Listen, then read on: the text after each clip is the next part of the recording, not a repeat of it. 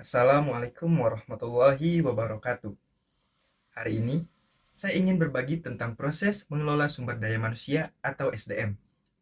Sumber daya manusia adalah aset paling berharga dalam setiap organisasi. Mengapa? Karena karyawan yang berkualitas dan termotivasi adalah kunci kesuksesan perusahaan dalam mencapai target pertumbuhan bisnis jangka panjang. Manajemen sumber daya manusia terdiri dari beberapa proses penting yang harus dilakukan secara sistematis. Pertama, adalah perencanaan sumber daya manusia, di mana perusahaan mengidentifikasi kebutuhan tenaga kerja, berapa banyak karyawan yang diperlukan, dan kualitas apa yang mereka butuhkan untuk mencapai visi misi organisasi. Kedua, ada proses rekrutmen dan seleksi. Tahap ini sangat krusial karena mencari talenta terbaik melalui berbagai saluran, melakukan tes wawancara untuk memastikan calon karyawan sesuai dengan kultur dan kebutuhan perusahaan. Ketiga, adalah pengembangan dan pelatihan setelah karyawan bergabung.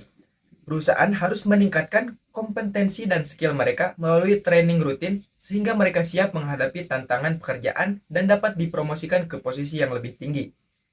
Dan yang keempat, penilaian kinerja sangat penting untuk mengukur seberapa baik karyawan telah mencapai target mereka, memberikan feedback, dan mengidentifikasi area mana yang perlu ditingkatkan untuk performa yang lebih baik.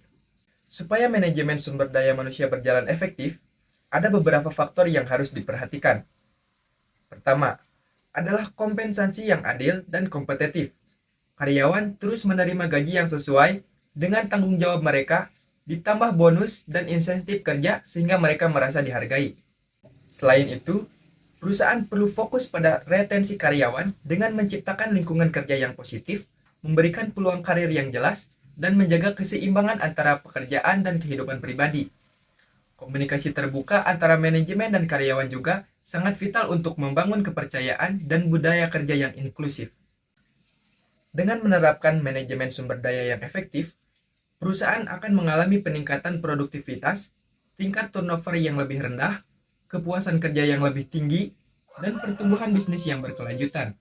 Jadi, intinya pada sumber daya manusia adalah investasi terbaik untuk masa depan perusahaan kita. Terima kasih. Sekian penjelasan dari saya. Wassalamualaikum warahmatullahi wabarakatuh.